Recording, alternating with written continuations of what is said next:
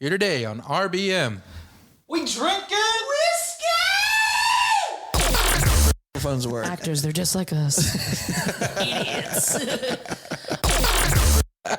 They did. Yeah. I'll just shut up, okay? No, David, guys, come on. That's a Nick. Our improv group's name is Thick and Tired. Guess who's who? I'm both, spoiler alert. I was going to say Mike. Dive bar cougars, and you'd be perfect. I was like, I'm 30. Whoa!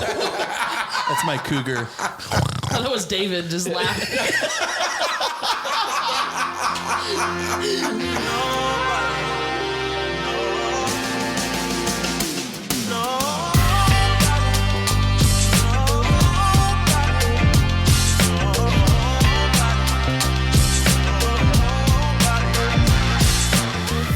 Welcome everybody to the Rise of Basic Men. My name is Chris, and as always, I am joined by David and Joey. David had a little rough weekend after celebrating his birthday, so he's a little hoarse. This episode. So he's going to do a little bit less talking. So this is going to be a much more enjoyable show. Sounds like a badger. Right. Our guest today is an actress. She's a comedian. She is a bartender at Second City Comedy Club based out in Chicago. Very funny person. We've had a great time this weekend hanging out with her. Her name is Kelsey. Kelsey, how are you doing? Hi, I'm so good. I'm honored to be here. Thank you so much. Absolutely. So happy to have you on. Well, how's your weekend been so far here? Oh, it's been terrible. I've been hanging with these guys, and no, it's been wonderful. A lot of fun. I love coming down here. The weather's nice. The food's good. A lot of good times. Love it. Yeah. Love 10 it. out of 10 would recommend. Yeah, 10 out of you 10. definitely timed it right. We're not 108 degrees anymore. It's actually 75 outside. It's beautiful. I'm wearing a sweater right now.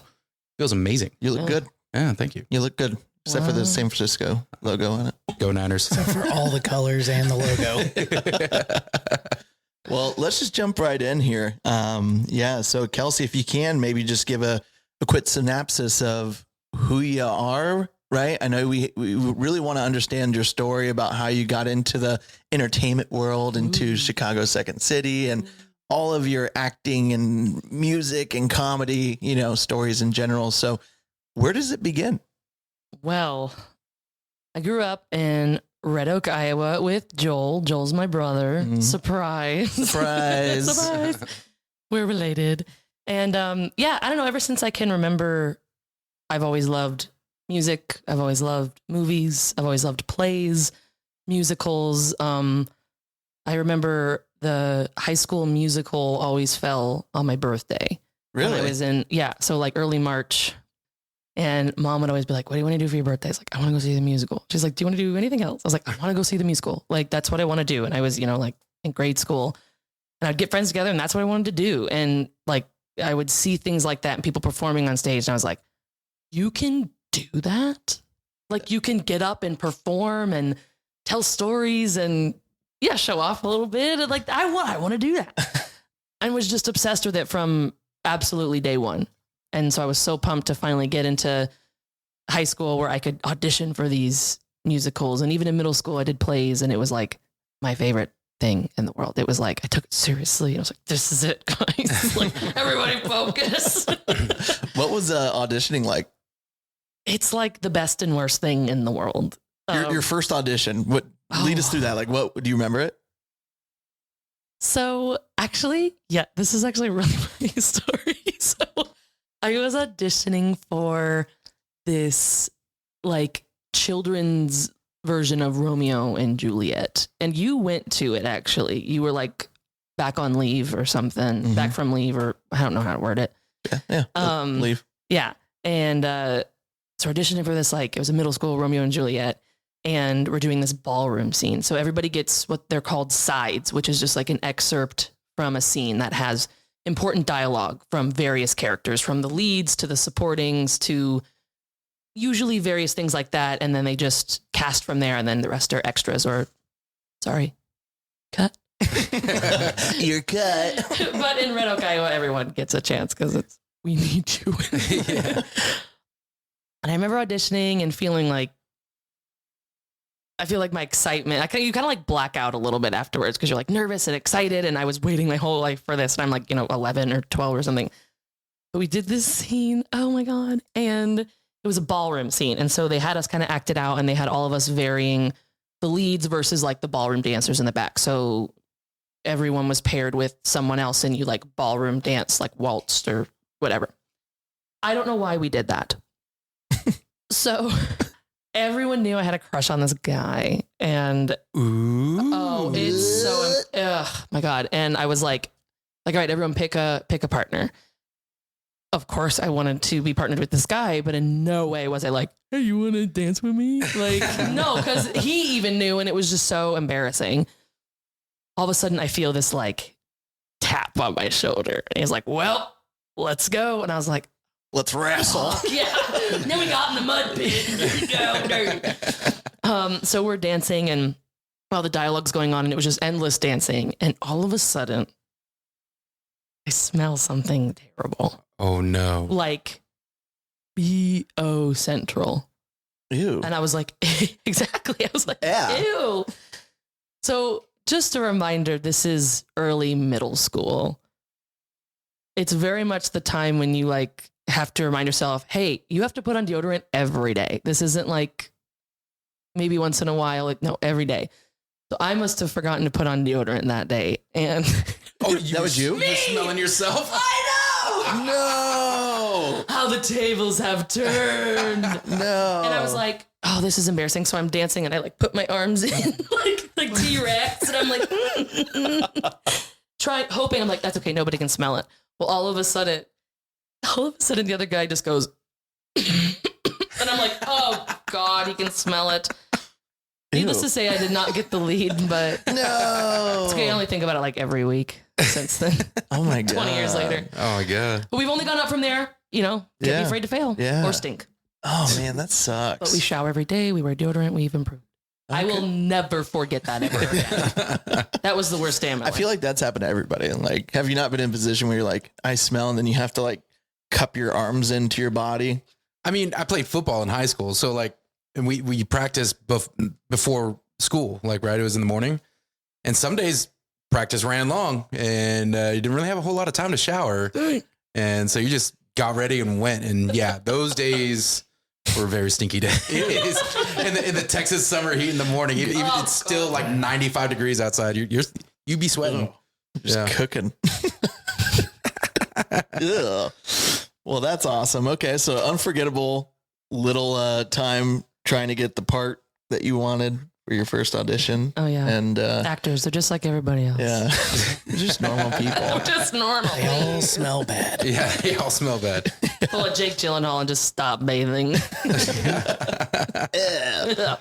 So you got high school creds, right? You started moving up in that world. And I know you did a lot of improv, right? Didn't you go and do some improv in high school? So yeah, it's funny because I found that it's just like, I found it much later. I really wanted to do what my high school called speech. And this wasn't like giving speeches. This was like a smaller acting group. You could pick monologues, group scenes, poetry, improv, all the above. You can do solo or group. And I found that like my junior year of high school. Took me a little bit, but my play teacher was also doing speech. She was like, I need you to stop doing sports and start doing speech. And I was like, okay, fine. So I quit sports in junior and senior year. That's when I kind of realized like, I want to do this a little more seriously. So I cut out all sports, and all my extracurriculars were creative in some way. And so I started doing speech, and then I did improv, and that was my first time ever doing improv. And I had no idea what the hell it was. I was like, I have to just make stuff up. My teacher's like, you talk constantly. Like you do this all the time. And thinking back to like growing up with Joel, like we were always just being dumb. Even now I feel like we have some weird language where we can just make a weird noise and it's like, that's it. Yeah. I definitely noticed that this last weekend for sure. Like, what are they laughing at? I didn't hear them say anything. It happens. Grunts and giggles. Classic Myers is right there. So I was like, yeah, okay, and I'll give it a shot. And I did it, and I was like, this is so fun. Like you can't be wrong, you know, like it's just, you're just being done with friends. You're playing pretend and people are watching and enjoying it. And that's like a really cool, freeing experience. I feel like for a lot of people, it's very nerve wracking and scary to be just in center of attention maybe, or, you know, in front of a lot of people, like even giving speeches, right? Oh yeah. People would rather die than, you know, people are more afraid of dying or more afraid of speaking in public than they are of dying. Because the fear of messing up is a thing. And then, Yeah. So how do you handle that? Like, is that something you dealt with at an early time in your career, I would say maybe, or have you just never felt that? I've never felt that. I get nervous, but I taught myself from a young age to remind myself that exchange the word nervous with excited. I always tell myself, if I feel nervous, that means I think I'm going to fail. Not that failing's bad. That's how we learn and grow. But I believe in myself and I'm going to have fun. And I always tell myself, if you're going to judge me for it, you get up here and you do it. So I've always been excited. I was that kid in class during speeches that they're like, who wants to go first? I'd raise my hand. I want people to also know that like, this isn't that big of a deal. If you're nervous, we're in a safe space. No one's going to laugh at you. I'm not even paying attention to what you have to say. Sure. Just like you're not going to pay attention to my speech about the Robert Frost poem and whatever, you know, whatever it is. And so I was always like, I'm going to go first. I loved it. I like public speaking and helping people feel at ease that like, hey, this is fun. It's cool. It's cool. That's awesome. Having a good time. So this is all in high school. So did you continue? Obviously, you're still in entertainment now, but did you like go to college for that, or did you what was the next step after high school? Yeah, so I went to school at this place called Columbia College in Chicago. My buddy told me about it when I was 15. He was an artist, and he was like, "Hey, I think you'd really like this. They have a great music acting program. I think you'd really like it." I was like, "Yeah, I'll check it out." I'm pretty young. I'm like a sophomore. You know, I got time. Found it.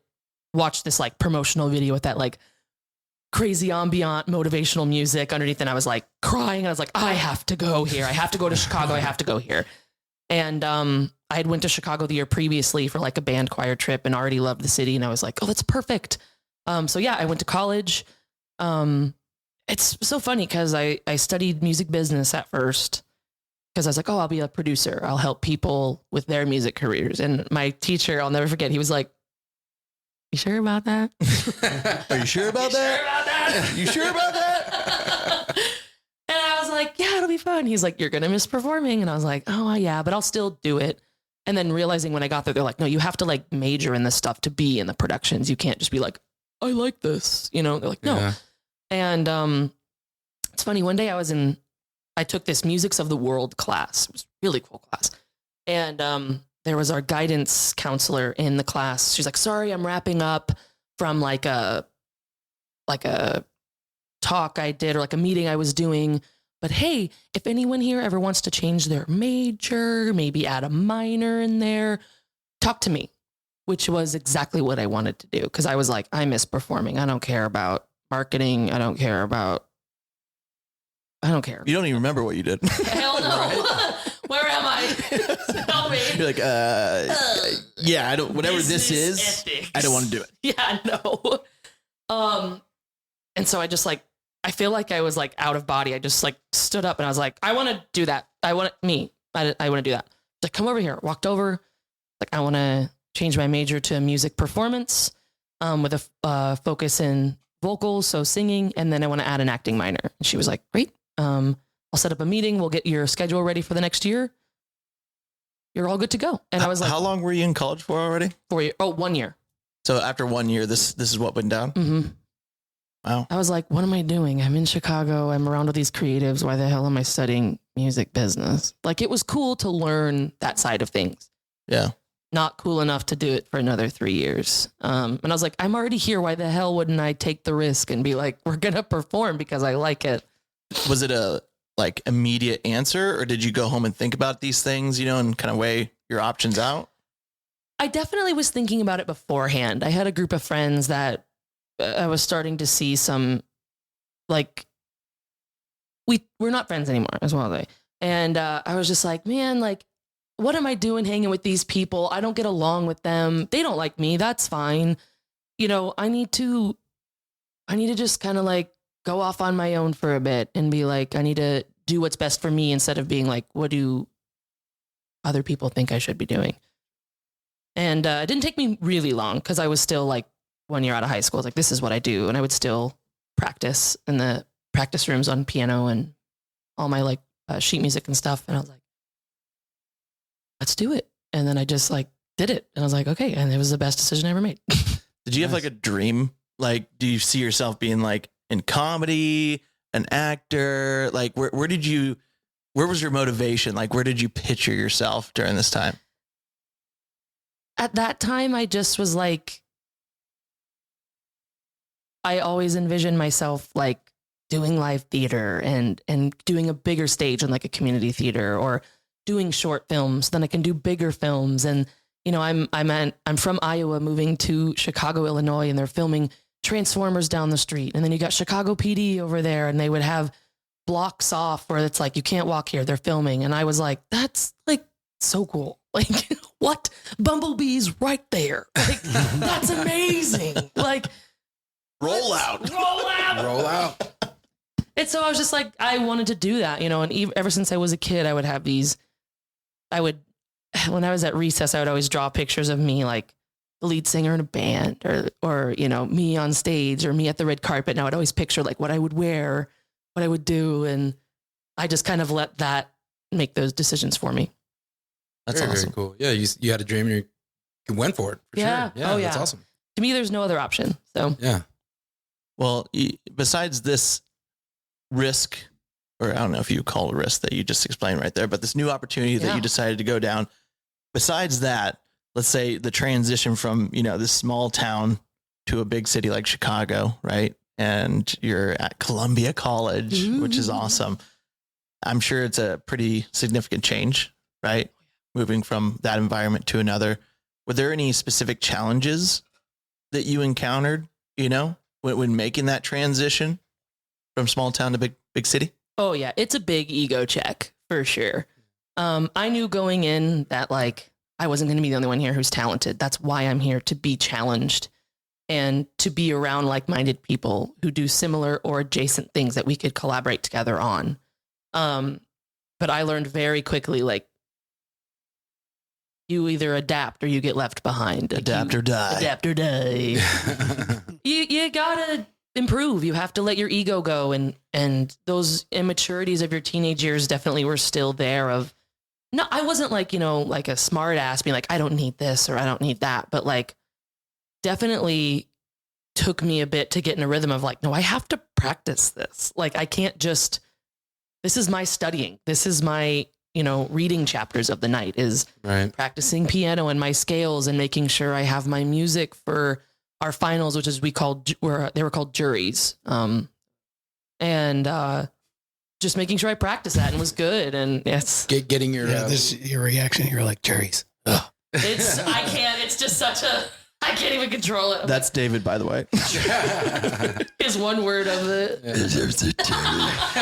It's a Jerry. I wanted to do Optimus Prime. It went by too quick. Oh, I can't believe I didn't catch that from what I you am said. Optimus Prime. You sound like the guy who does the intro to movies, like, in a world. In a world taken over by ants. This summer. The B movie. But wait, I can only do it when I'm sick, guys. Yeah. It's going to be gone. Hopefully tomorrow. there you go. God help us. So basically your studying was essentially just getting your, you know, the 10,000 hours, right? If you work on something 10,000 hours, you become a professional at it. And Oh, yeah. that's all that was. That's what your college was that, right? Yeah. And I think about like my schedules for the day, because I was on, I got to use my dad's post 9/11 GI Bill to go to college, which was sick as heck. It helped pay for like 60% of my schooling. It's very meticulous. So they're like, you have to get this GPA average and above. You have to graduate in 4 years. And so here I am. I changed my major. I added a minor. It's way more complicated. I have 3 years to finish it. I also had a part-time job. And so I was doing like 18 to 22 credit hours every semester on top of a part-time job, on top of having a lifestyle, on top of sleeping. And I was just like managing my time and trying not to project that on those like anxieties or tired feelings onto everyone else. Was just like, I was a mess trying to keep my health in check and be like, I'm tired. Well, did you do any like stand up or anything, or was it just strictly theater and like writing and things like that in college? So in college, this is where the fun starts. In college, I primarily focused on music. And then I would save the acting classes for like the end of the week because they were the most fun, which is like so funny to think about in hindsight of like music was fun. I play guitar, I play piano, I sing, like that's where my happiness lies. But every time I'd have an acting class, I'm like, this is fun. I love this. And would take, it's just like scene study where you read plays and talk about it and dissect the dialogue. And then you'd perform the scenes in front of people. You'd perform monologues and different styles, things like that. But then my senior year I saved improv for that. Cause I was like, my senior year, I just want to take an improv class. I don't want to have to memorize anything. I don't want to have to do homework. I just want to like do improv. Haven't done it since high school, really liked it, whatever. So that was my senior year, final semester. I took this improv class. It was the last class of the week. It was like 3 hours long. I was like, this will be fun. It changed my life. I got to see all of the and play all of the games I would watch on like Whose Line Is It Anyway? Right. And be like, oh my God, that's the game that like Ryan Stiles and Colin Mockery would play. And oh, that's the one Wayne Brady would do. And I am learning how to do this. Like, what? That's awesome. Yeah. And I felt so silly because I'd spent so much time on music. I was in a band. I had a partner at the time who was like, we're moving to Nashville and we're going to go do music in Nashville. And I had this like moment with him. And I was like, we haven't really lived in the city yet. Like, I kind of want to stay. And I just found improv and I made connections of other actors. Like, I kind of want to stay here and do that here. Okay, bye. I was like, okay, bye. I feel like from a young age up until this point, and possibly even today, you've been dealt with a lot of like scenarios where you had to make a decision that would affect the rest of your life. Right. Yeah. Like, hey, I'm going to college and I'm going to focus on this. Well, after a year, you're like, I don't want to do that. And you took the next opportunity after thinking about it. Hey, I'm in a band. We're going to go to, this other city. And no, I feel like you are strong in that nature to really realistically look at things and go, I don't want that. Yeah. Or I do want that. Yeah. And go after it. Thank you. Yeah. I have this intuition that if I don't listen to it, I'll get sick. It's like, I like in the most sane way possible. I feel like I have two voices in my head at all times. The one that's screaming is always my anxiety. And the one that's quieter is my intuition. That's how I like to word it. I'm really like hokey and spiritual in that way. Very into like that type of like synchronicities and intuition, things like that. And I just kind of felt this like people are moving. They're not even giving the city a chance. And then that was right there my answer of like, no, I'm not moving, like that's a big decision to make for someone who that's a financially irresponsible to just be like, just kidding, It's the unknown again. Screw that. Yeah. And I always feel too, if you don't make a decision, the universe will make it for you. So you might as well do it when you can. Sometimes it gets to that point where the universe is like, hey, idiot. Don't do it. Don't. So improv, right? So you took these classes, you noticed that a lot of these things really interest you from watching this on TV, from Whose Line Is It Anyway? What went on from there? Yeah. So what's really cool is, I graduated May of 2015 from college. And I was like thinking about where I was working at a bar as a bartender, server. I was like, I need to get a job in a creative space. And even if I'm doing that, I just need to be like at a theater in some way to meet other actors, other creatives. And I was like, Second City does improv sets every night after every show. And for people that don't know what Second City is, can you explain what Second City is? So Second City is like the biggest comedy club probably in the world. It is where most famous comedians, this is improv and sketch speaking, not stand up. We have stand up classes there, but it's not like a focus. SNL people, that's where they get scouted. That is the first place Lorne Michaels and his buddies from SNL producers come to scout comedians to be writers on the show or act on the show.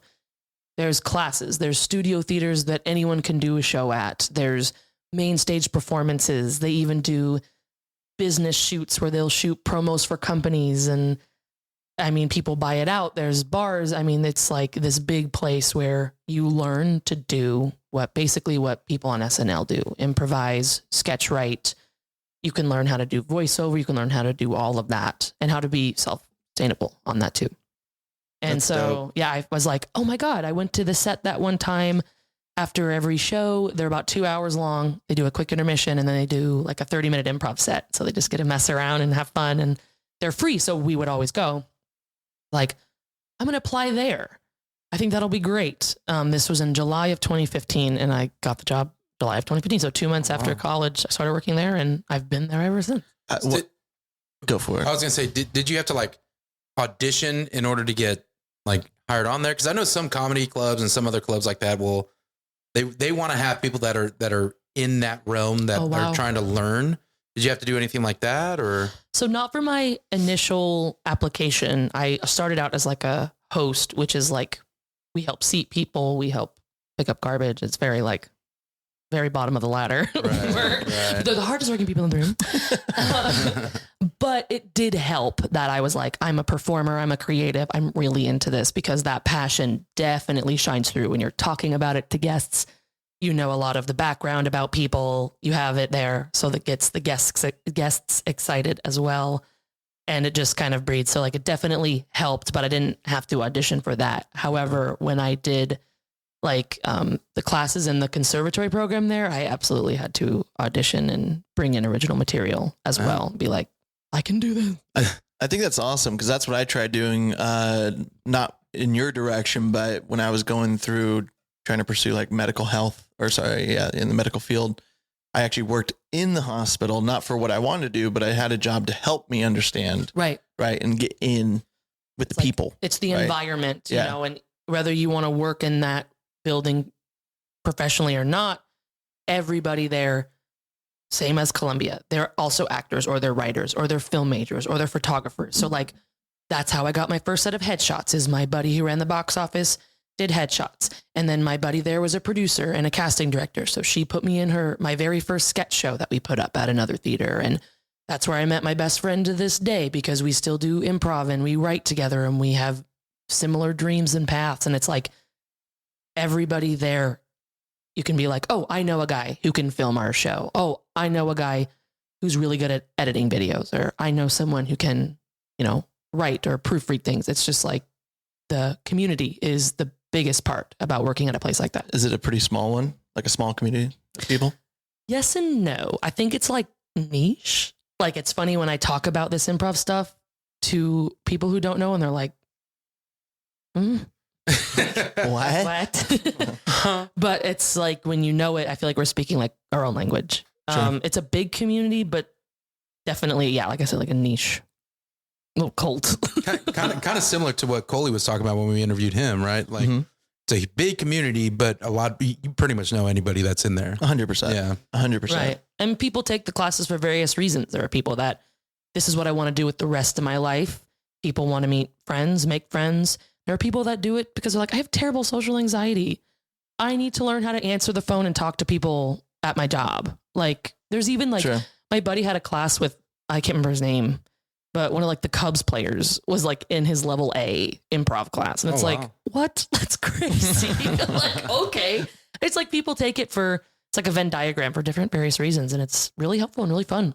So how long were you a host before you auditioned?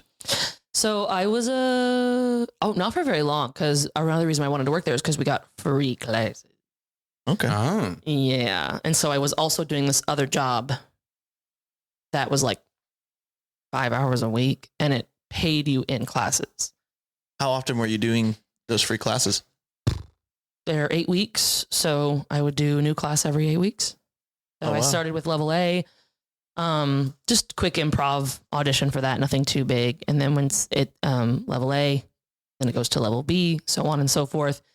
And then when it gets to level C, they make you re-audition just to be like, you need more time to cook or whatever.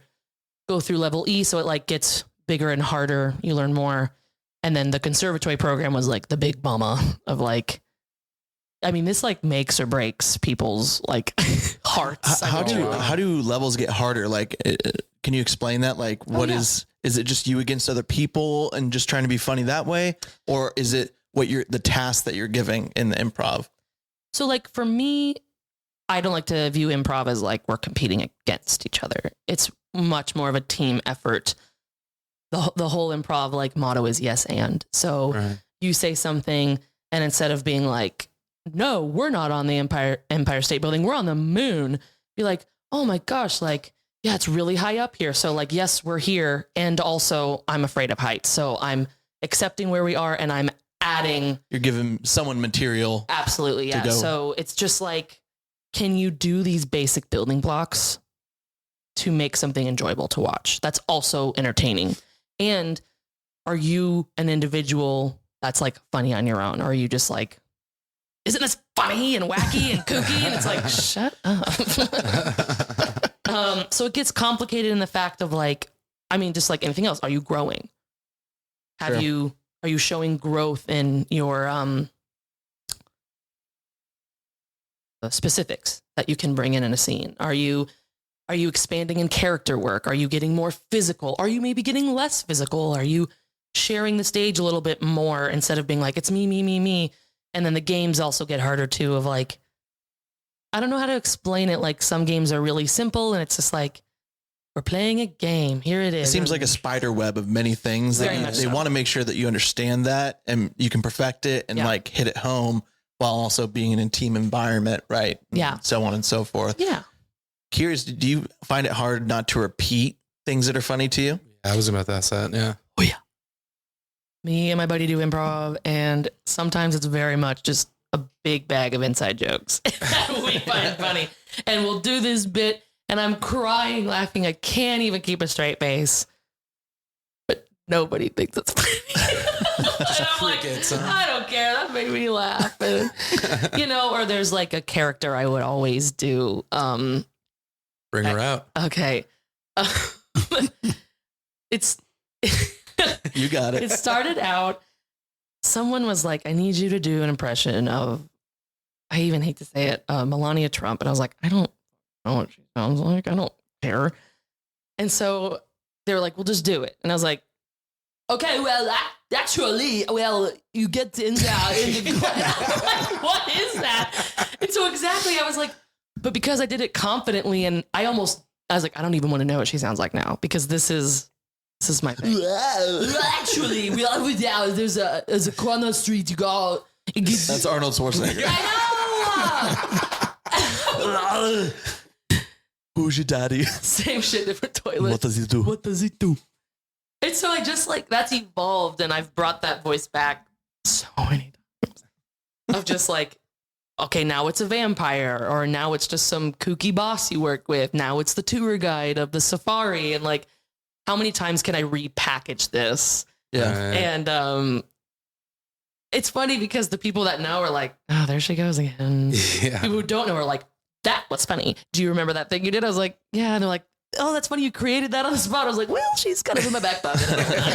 It's my character. I do it. And they're like, we need a kooky character. And I'm like, oh, fine. I'll just bring whatever that is. This like vague Eastern European. I'd be curious too. I don't know if people do this or if it's a bad thing to do this. I don't know if it would work or not, but do you ever do these things where you're like, I'm going to do this tonight?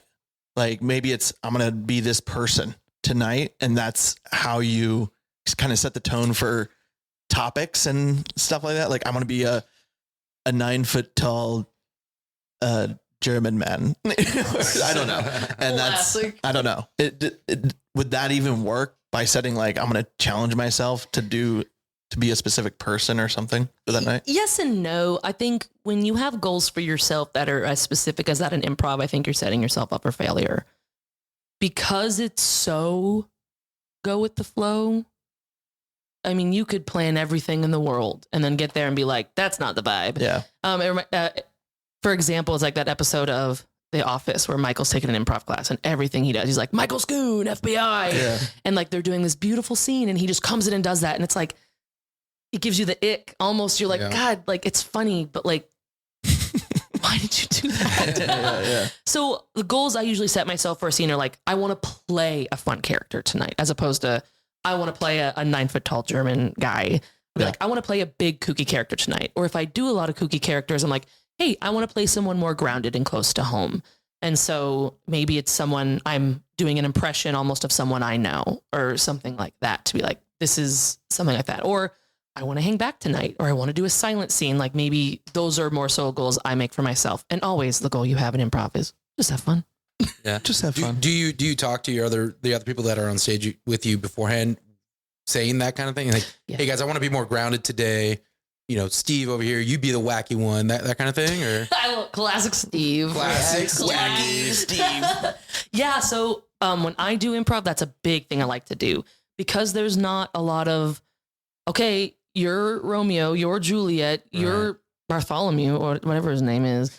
You know, it's like, that's a way to be like, what are you trying to do today? So we usually go in a circle, like, what's your goal for today? And then my goal is to play bigger characters. Great. Oh, my goal is to do this. Great. My goal is to do that. It's like wonderful.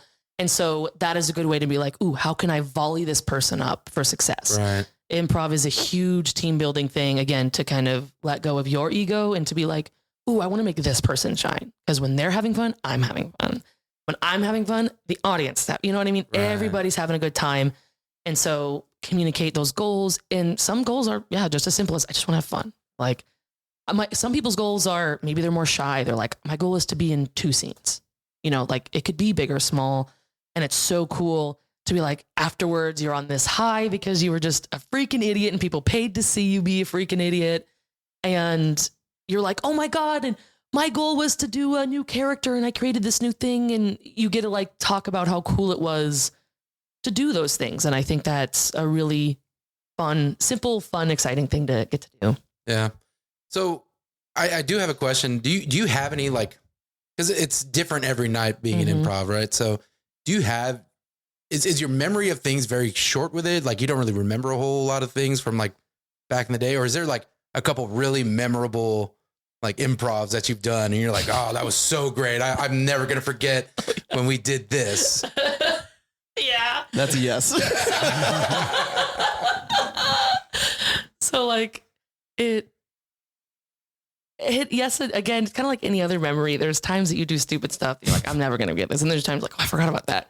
But like, I'm trying to like pick one. So many, huh? Right. I'm just so funny. No. It's so hard being so talented. Again, so there's a ton of great memories I have doing improv, but my best friend in the world and my number one improv creative partner, Nick McDowell. Nick. Shout out to Nick. Shout out to Nick. Our improv group's name is Thick and Tired. Guess who's who? I'm both. Spoiler alert. I was going to say Mike Tyson with the name Thick. Well, that's how we get our suggestions. Is so to veer off. It's, hey everybody. He'll be like, I'm Nick McDowell, and I'll be like, and I'm Kelsey Myers. Like, and we're Thick and Tired. And so to start an improv scene, you get a suggestion from the audience to get you going. And so I like to be as specific as possible, just so it's not, you're like, can I get a suggestion of anything at all? You're like, your mind just goes blank. So it's like, it's like just say, what's something that makes you feel good, or what's something that makes you happy whenever you're feeling thick and tired? Or what's something you're thick and tired of today? It just makes me laugh every time. Anyway, we were doing this scene. I was kind of referencing this very generally earlier, so it'll be fun to explain. And like, we were talking about it the other day. And like, I don't know, we were on like a ski lift going somewhere and it got like stuck. And we were like, oh no, what do we do? And I like fell off the ski lift because I'm big. And when I don't know what to do, I'm just like you just fall. Do something physical and stupid. And I like fell off the stage, or like I was like off the stage, and I was like, oh no, I'm dead. Like, what? That's so stupid. And like, again, nobody's laughing, but I'm like crying. It's just so stupid. Like, I'm dead. And he's laughing. He's like, oh no, Linda. And I was like, Charlie, I'm dead. What do I do? And so I'm like on the ground, like sprawled out. And he comes up and he like grabs my arms because they're like this. He grabs my arms and he just like pulls them. So like I'll do like what he's doing with my arms. He's just like, Linda, Linda, and it's just like pulling my arms around, and it's like I'm like just crying. And everyone's like, will this end? And every time you think it's over, you just go, Linda. And then we were like, we got to edit this, which means we got to go. Like, we got to start a new scene. We have so many of those. I had an improv teacher tell me like, hey, like, you need to be pulling from your personal life. Go do things with your friends. And so we do a lot of improv based off like the camping trips we take. Or one time we went to Howl at the Moon, and there's like 4 sets of stairs to get to the women's room. And so we did a whole scene where we were like, oh my God, like we're at Howl at the Moon. I love this place, which is like a piano bar.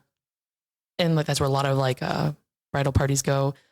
We're like, oh, I gotta go to the bathroom. So we like made up all these stairs, and then, oh no, I forgot my drink at the table. We gotta go back down. So you keep going down. Like, all right, let's go to the bathroom and get up. And like, oh, that was fun. We go back down. There's, oh, I forgot my purse. And so we'd like do this like circular thing over and over, and just like stupid stuff like that. Like I'll absolutely remember, because I'm like crying, laughing, and like I don't care if people don't find it funny, because I'm like, I will remember that like 10 years from now. Be like,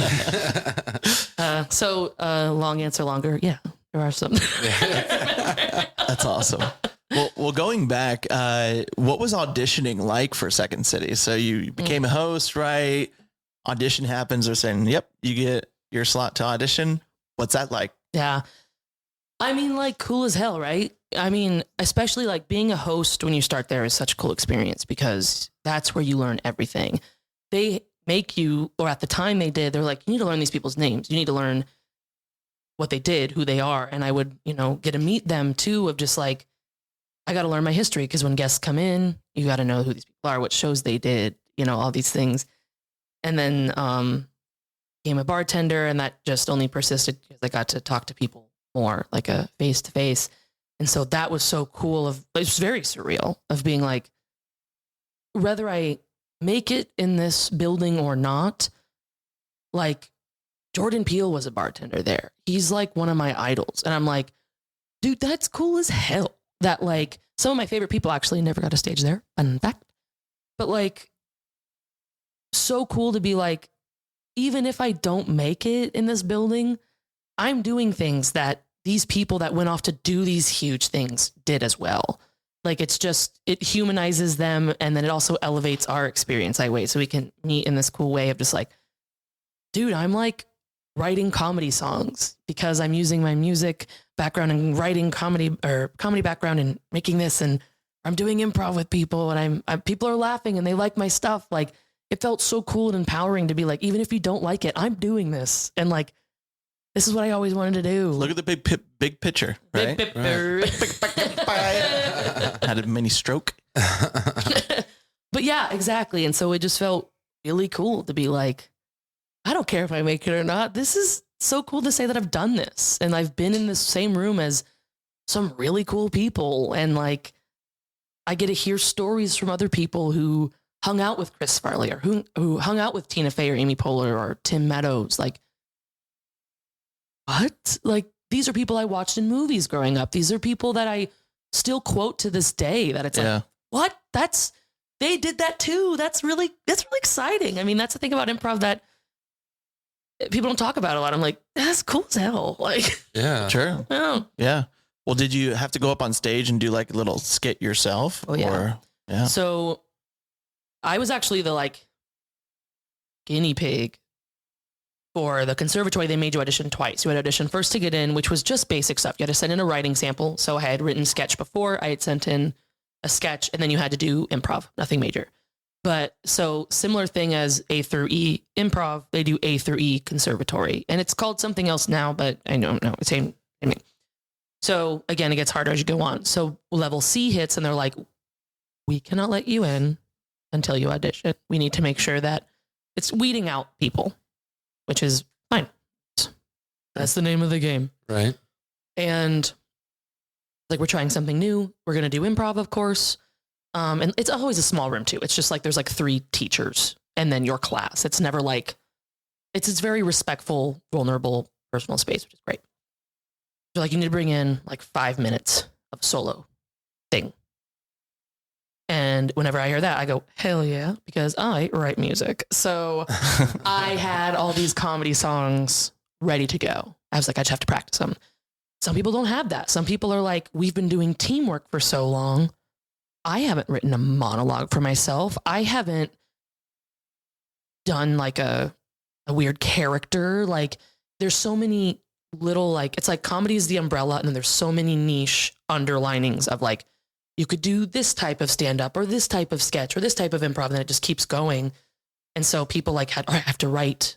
That's the challenge, right? It's just like, I have to find who I am. I have to find, am I a character improviser or am I the writer who makes like just a regular monologue, or what do I care about? Am I satirical? Am I goofy? Am I a musician? Like, what is this? And so I write a lot of songs about just funny things about being a woman and what that's like in this world, and just fun little stuff. Just fun things.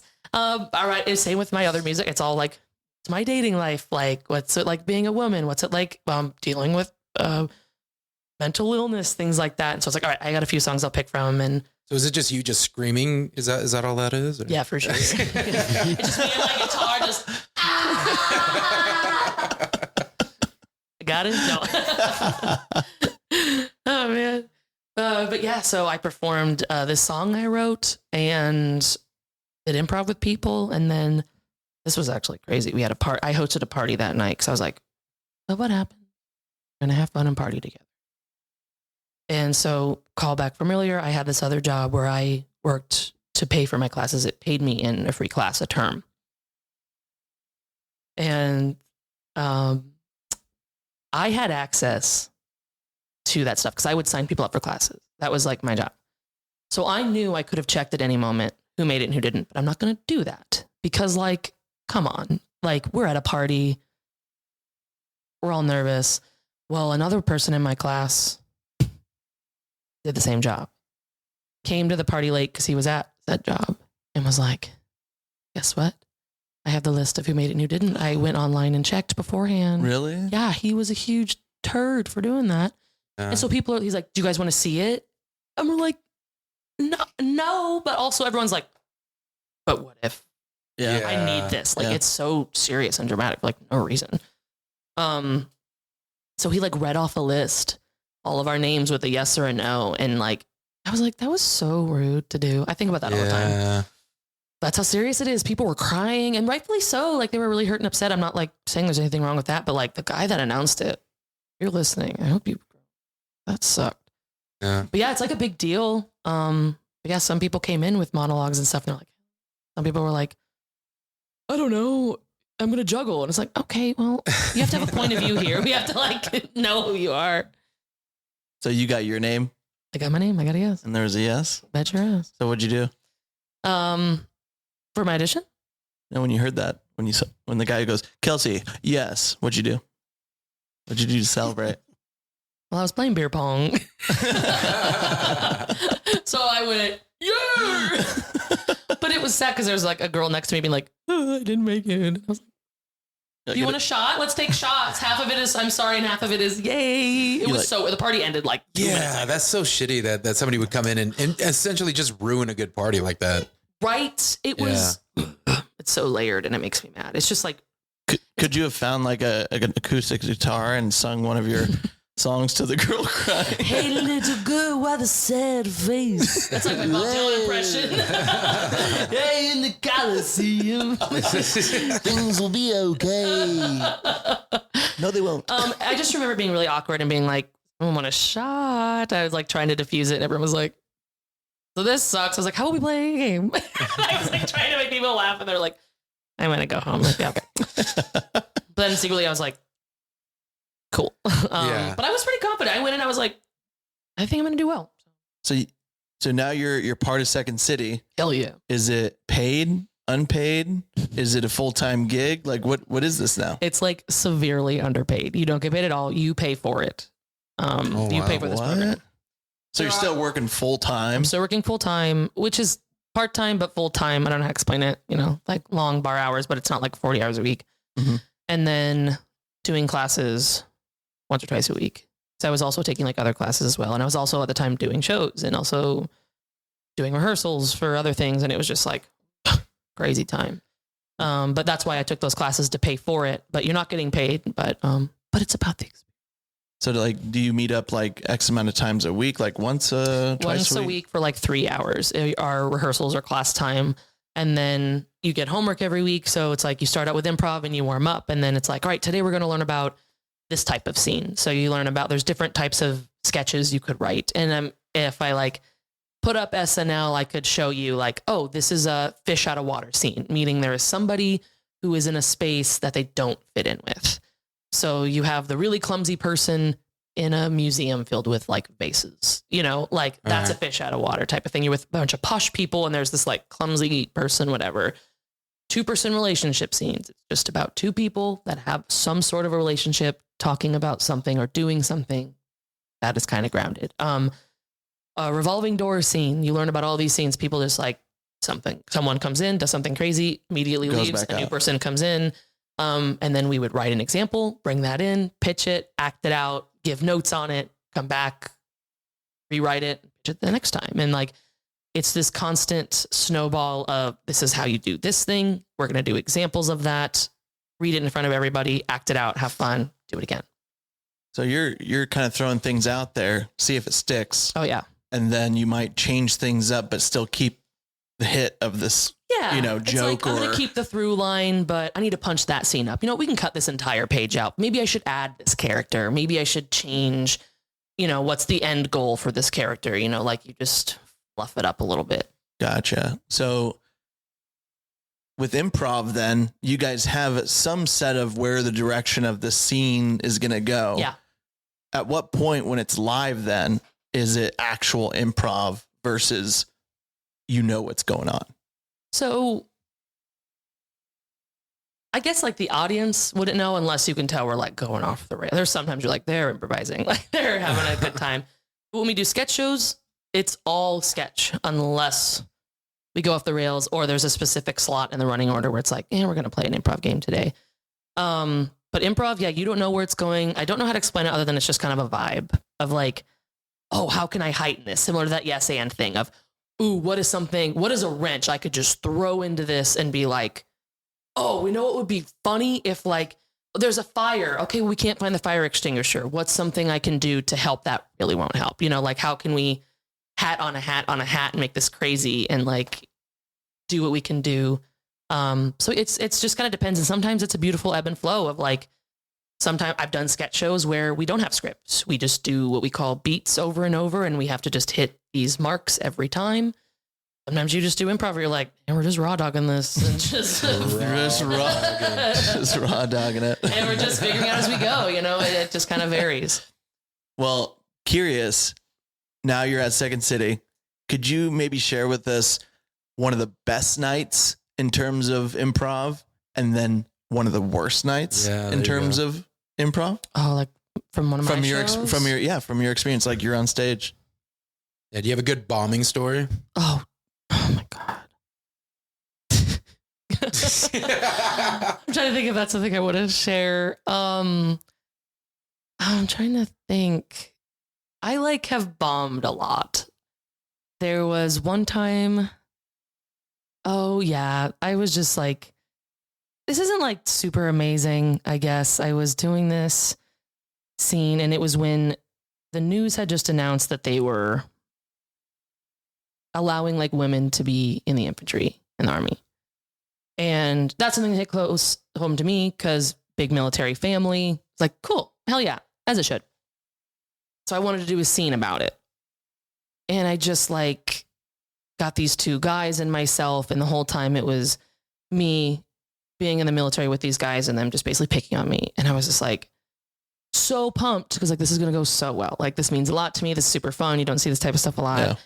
It didn't go well. And I was not having a good time. Just no one's laughing? Yeah, no. And I was like, and it's fine, And I was just like, what else can I say? What else can I say? And like, it's just also kind of iffy because there's a lot of times in improv, you don't want to get too violent, So I'm like, I have a gun and I'm like, oh my God. Like I just kept digging myself this hole of like violence. And I was like, this sucks.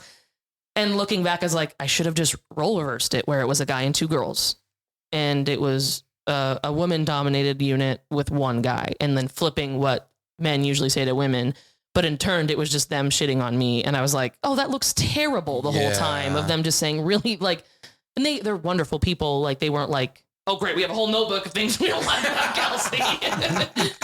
But like, you know, and then you get so stuck in your head. And then I was just like, I'm scrapping it. I hate this. And looking back, I'm like, I just should have done that. Like, But a part that I felt really good about is in my conservatory group, we opened a scene where we were in like a hostage situation. And the people leading the hostage situation were like, all right, here are our conditions. We're hungry and we want 2 cheese pizzas. And then people start chiming in of like, what is going on? What is going on? Like, oh, you're taking us hostage. What is going on? Like we're working at like a bank or, you know, whatever. And I came up with this character that I was like, actually, like I have like lactose intolerant. So if we could get it with like no cheese, I would like love that.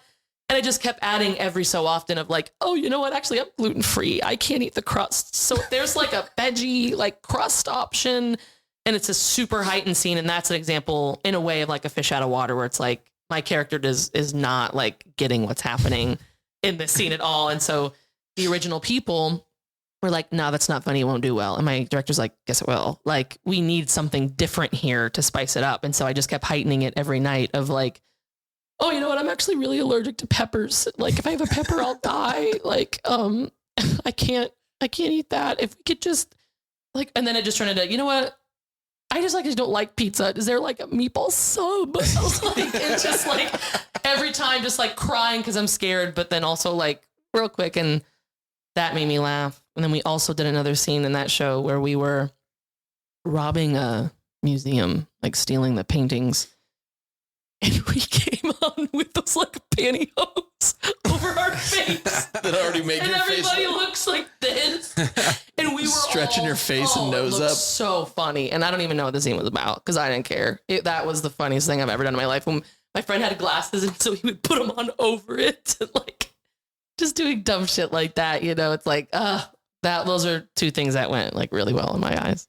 A lot of crimes in your improvs over there, huh? Yeah, right. I just helped heighten the characters. I was like, a lot of B&Es. A lot of B&Es, yeah. Hey man, pull from your day-to-day life, am I right? Well, Chicago, right? Classic. What do they call Chicago now? It gets so dangerous. What were we calling it the other day?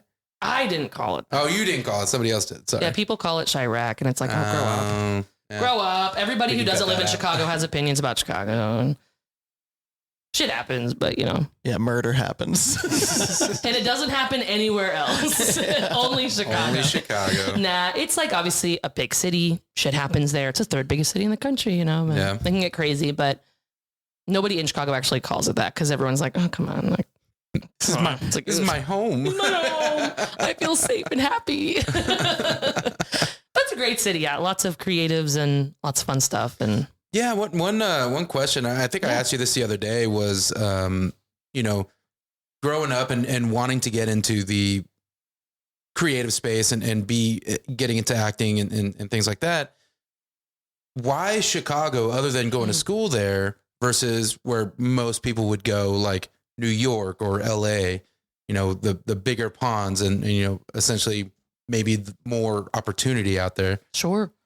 I think for me, when I see New York and LA, it's so big. People rarely live there who aren't doing acting. Right. You know, whatever.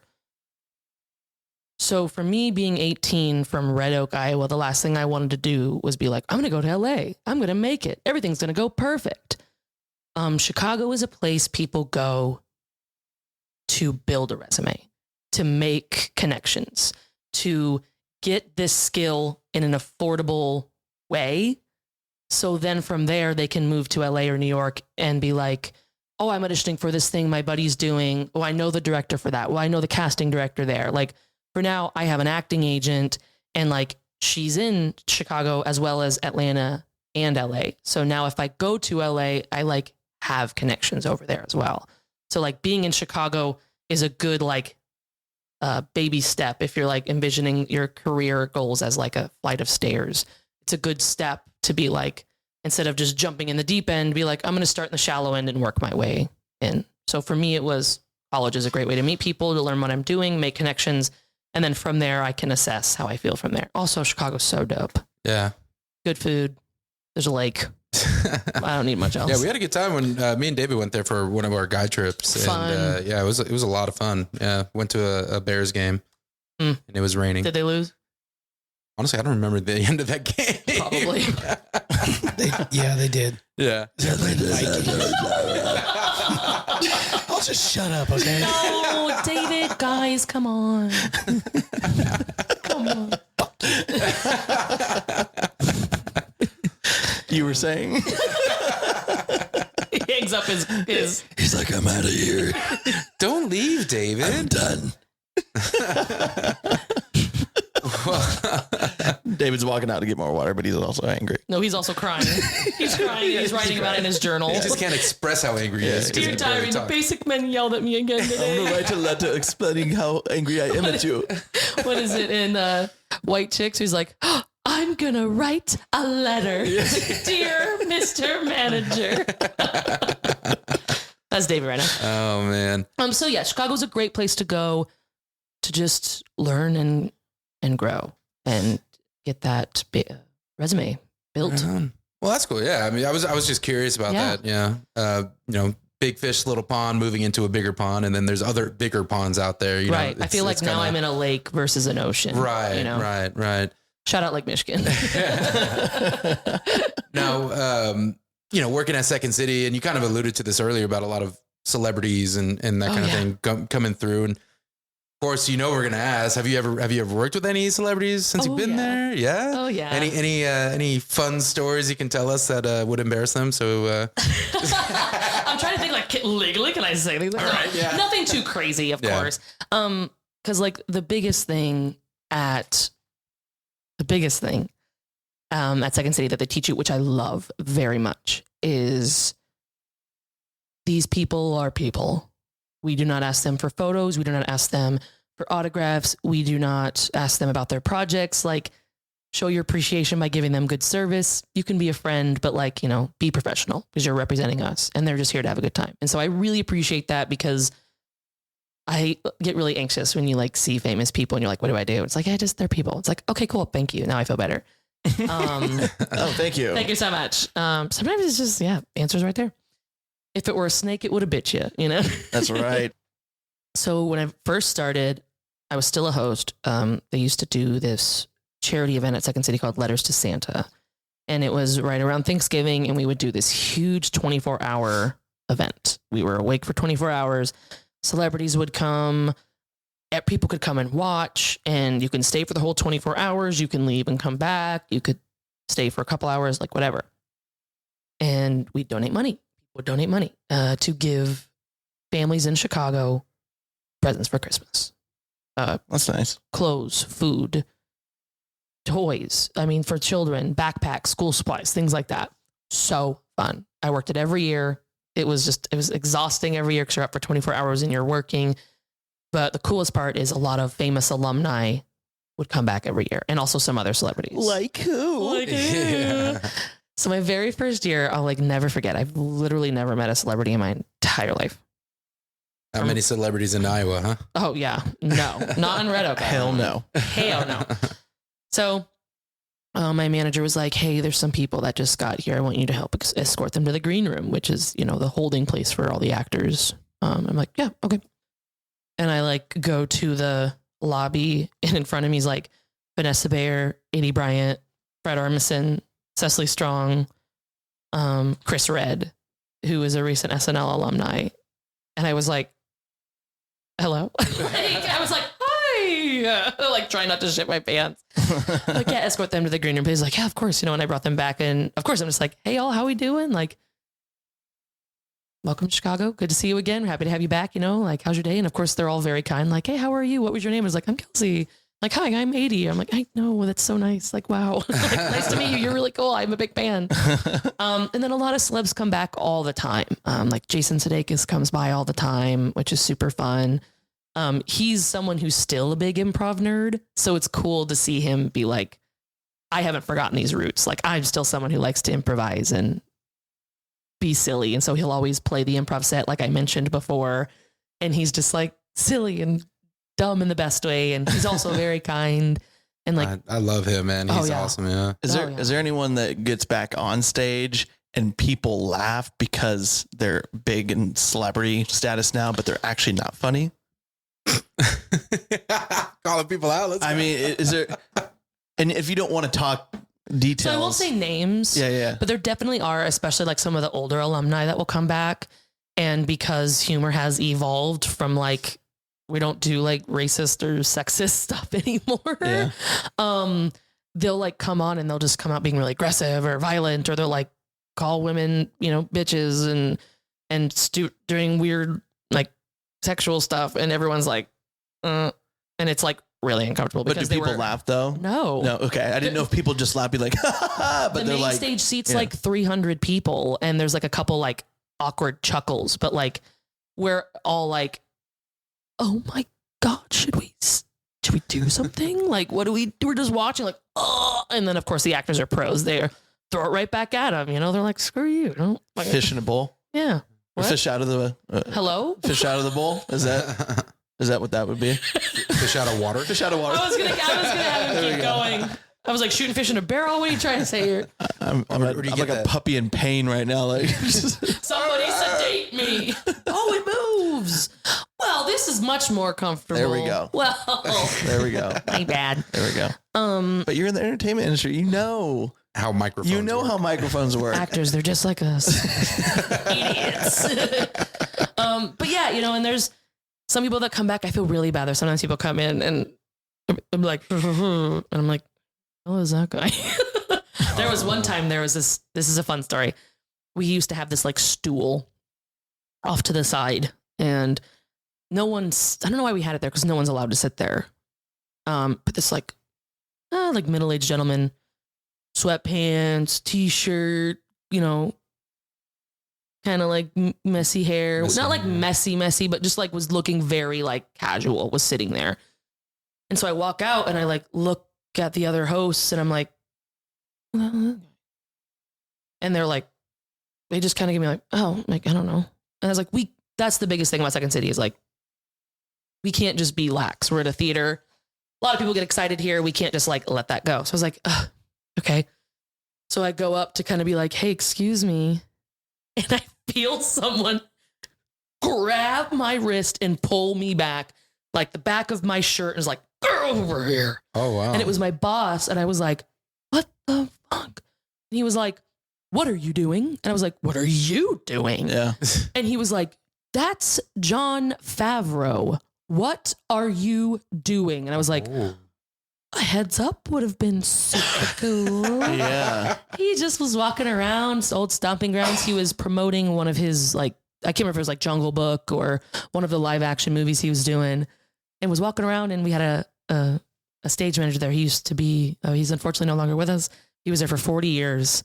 And so he was out for a cigarette and he's like, John. And they're like, Craig. And, oh, you should come play the set. And he's like, oh, I don't want to bother. I just wanted to come say hey. He's like, oh, come on, at least come hang. And so.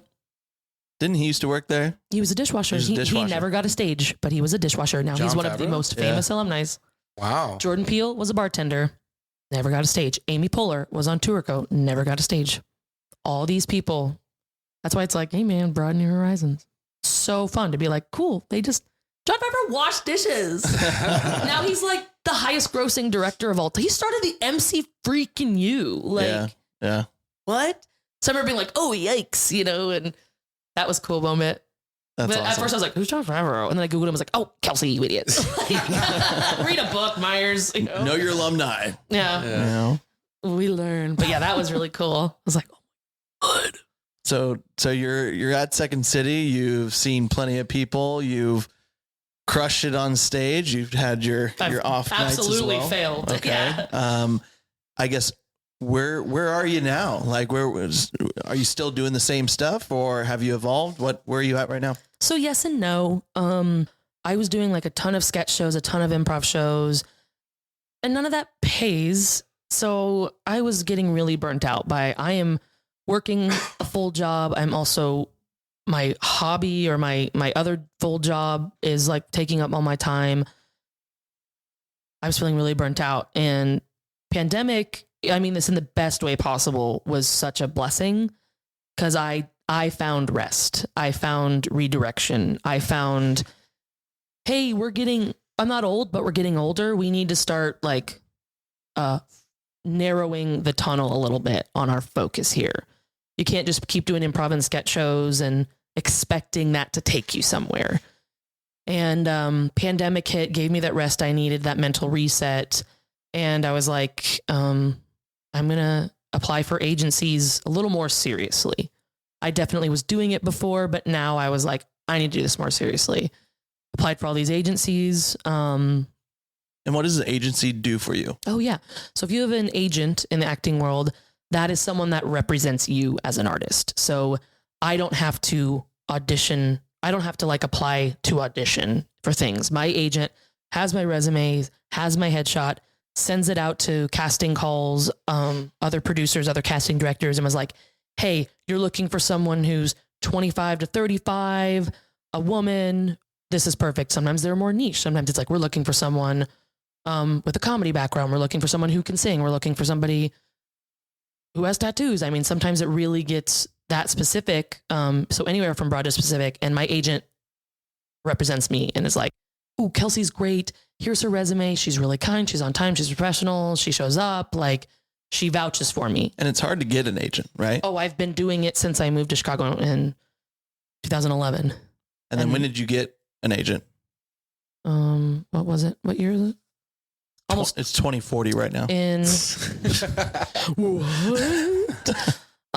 I got the email on 12/12 to about 2 years ago, December 12th. Okay, so 2001. Yeah. Wow. So it's been 10. It took pretty much a decade. Yeah. Wow. And you were the first person I called. Yeah, that was awesome getting that. I was crying and I was like, oh. That was such a cool little experience too. Yeah. Getting that call. It was at like 12:34 too. Like I remember being like, it's 12:12, 12:34. I was like, oh my God. Like so cool. And yeah, I mean, there's so many things that go into it. You have to have nice headshots. You have to make a professional resume. You have to make a cover letter, but you don't want to talk too much, but you got to pump yourself up a little. And so it's like, so finally someone gives you a chance and you're just like, dude, hell yeah, man. So here we are. I have an agent now and it feels great. Awesome. Has that given you, what's the saying? Giving you fruit. What's that saying? Produce fruits something of about that labor. pizza. I don't know. Joey's trying to be so silly, right? Yeah. I saw his eyes. He was like, what do I say? Has it produced anything from that? From having an agent for coming up on 2 years now? Yeah, dude. Obviously met really cool people. Like met other people within the agency, even some of my comedy friends. And I was like, I've done gigs and showed up and been like, dude, hey, what's up? You know, and I've seen you on, you know, Dream Team Talent. Shout out Dream Team Talent. The website. And it's like, you do comedy? It's like, yeah, you know, and like another thing, serendipitous. It's like, this whole community is crazy. Yeah, the first thing I booked was a commercial, which was so sick. It was mostly like an online ad. It was like if Franzia, the boxed wine, was cocktails. And I remember the audition. Oh my God. I got the audition on my birthday, which was super cool. And I was like out at brunch with my friends and having mimosas, and my agent's like, you need to do an audition right now. And I was like, I'm drunk. Like, I need to sober up, dude. And so I, drank a ton of water and had to get all dressed up. And I remember one of my biggest insecurities is dancing. I can do it now, but like, I don't mind if I'm at a party and I'm boogieing, but like if it's like, hey, you should dance, I'd be like, no, no, thank you.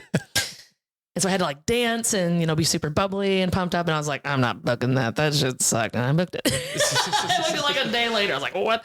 Booked it. And then the coolest thing I've booked to this day was shortly after that, I was in a Chance the Rapper music video, which was sick. Very cool.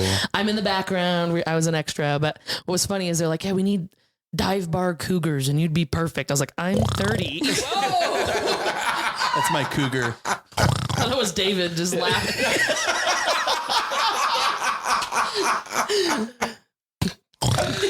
Shut up. Shut my mic off. Poor guy. No.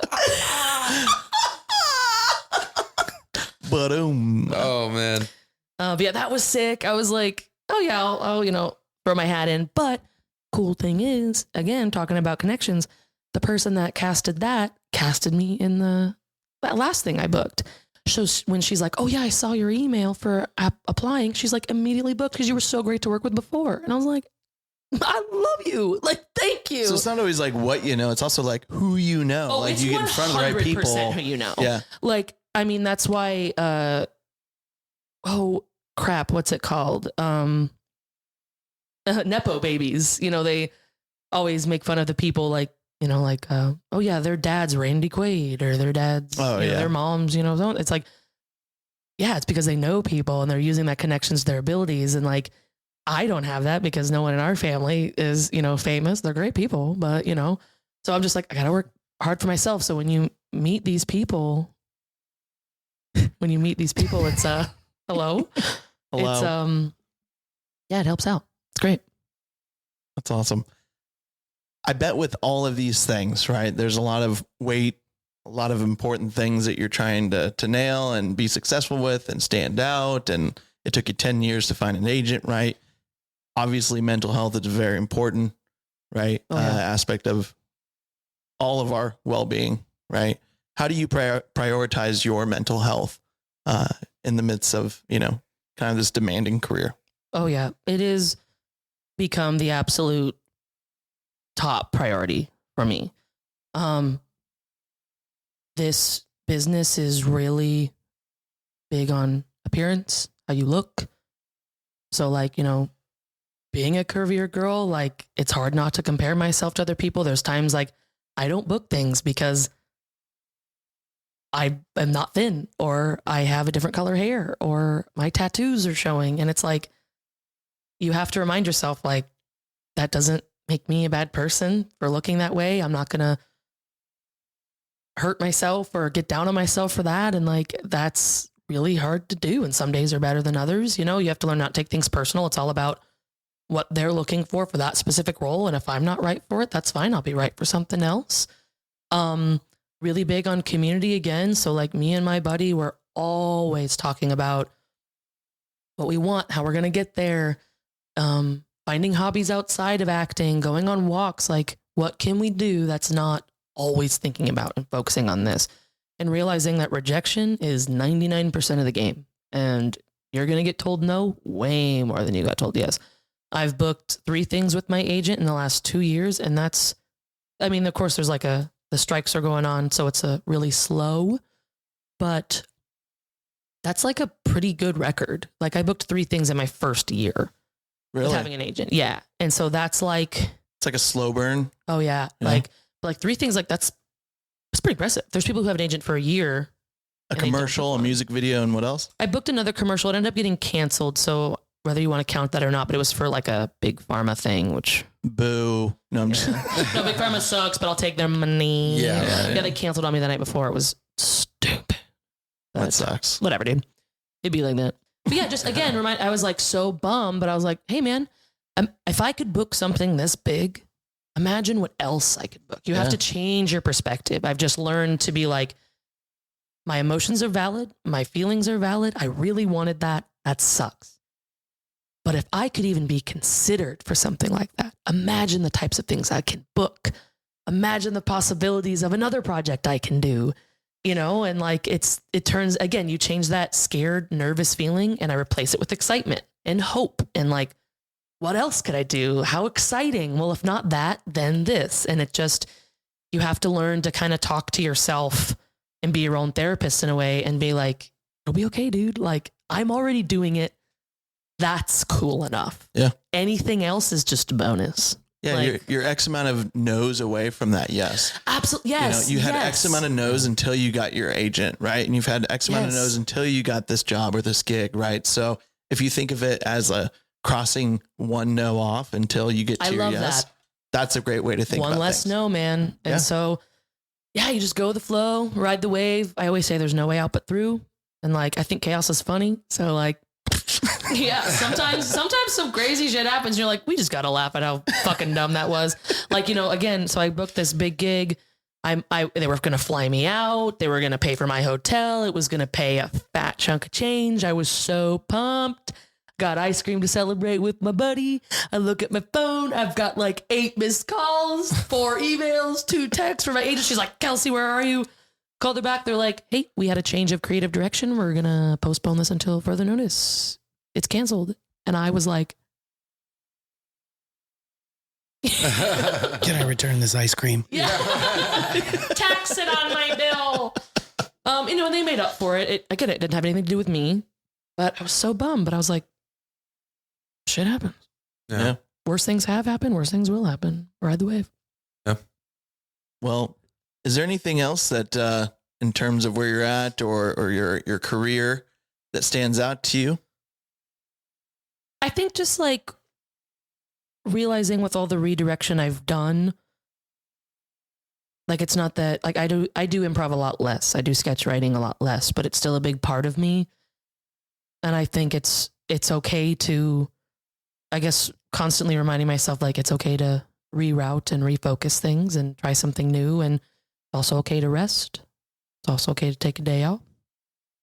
Yeah, that's a lot of the big stuff. Like me and my buddy, we always try to do our own things as well, like film fun shorts or funny videos on our phones, just like trying not to get in our own ways of, oh, we don't have a nice camera or we don't have good audio equipment or just do it on your phone and like have a fun time and do what you like because no one's going to do it for you. So I think a big thing that sticks out to me, and also a great thing about being in Chicago, is it's known for being like, you do it yourself. Right.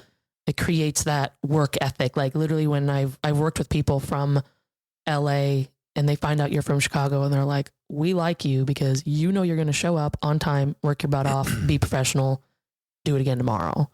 And that feels pretty cool. So I guess just like, yeah, I think the biggest thing that stands out is just do it. Sure. And truly just do it. And if you're having fun, they're having fun. And if they're not having fun, I'm still having fun. So Yeah. So advice you give people, navigating your industry or at least trying to break in and finding their path is just, listen to follow the fun is a big improv rule. And a lot of improv rules apply to day-to-day life, and follow the fun is a big one. In whether it's creative or not, I mean, I would rather wake up and be like, although I'm not this big successful film actress that I want to be right now, at least I'm trying. Or do or do not, there is no try, as Yoda says. At least I'm doing my best. And I would be much happier not immediately succeeding in this career now than, working a job I didn't like and wondering what if. So sure. Finding that motivation and just finding the fun and working with people that I enjoy, that is also fun, and giving it all I can, I think is just the best. Just do it. I don't know. If you always want to do something, just do it. Right on. I got a question. Okay. I'm talking about advice, and just randomly off the top of my head, what advice would you give to someone that, say, lost their voice and they use it to speak? Oh, well, whoever does that must be a doofus. Kelsey, let me tell you what he said. Yeah, there's subtitles. Do you want me to tell you? Actually, I forgot the question in the midst of the Okay, yeah, he said. okay. Hot tea, vitamins, water, Hot tea. What vitamins? honey. I take Sambucol, that like immunoboost vitamins. I take vitamin Honey, do you C. just literally? right I just down the take hatch? I take a spoonful of honey and I just eat it. Okay. So yeah, I start sucking on a bottle of honey. I know, I've got it at home, and I've got the tea. So do that. There you go. And also, if you lose your voice, Yeah. good luck to you. Yeah, you're out. That's something that I guess I didn't even think about. It's like, your voice is everything, right? And is there anything outside of that that's like really quick acting, in terms of like, could you go to the hospital and they give you something that just boosts? I mean, there are like steroids that like celebrities do. What I do is I get a humidifier. They even have like personal ones that you like put over your mouth. So humidifier, drink a ton of water. I drink a ton of tea, honey. Yeah, just like resting, vocal rest, things like that. But like mostly it's just like making sure your throat never stays dry. And if I scream, I got to make sure it's supported. But there are some days I'm just like, That's great. But then, of course, that next day I'll like get an audition. I'm like, well, I can't do this. Sorry. Well, Kelsey, I mean, for our listeners who might want to explore your work, you know, where can they find you online or catch your performances? So I have Instagram, Jurassic Trash.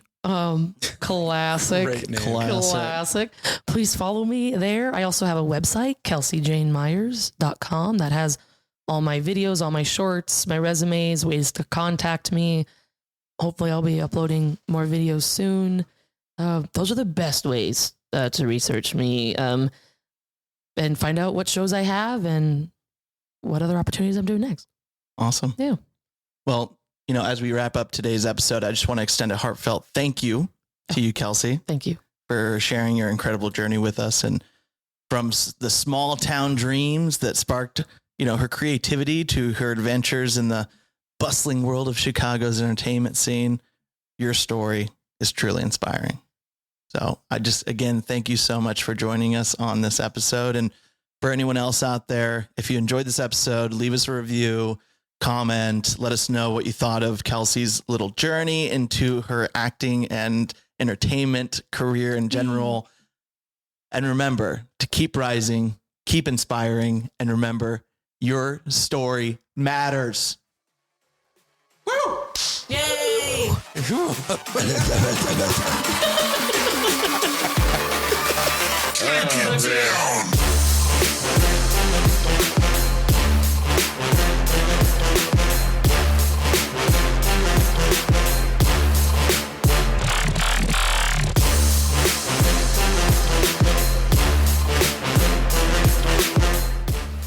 And remember to keep inspiring, keep rising. And I fucked that up. Yeah, you did. You did.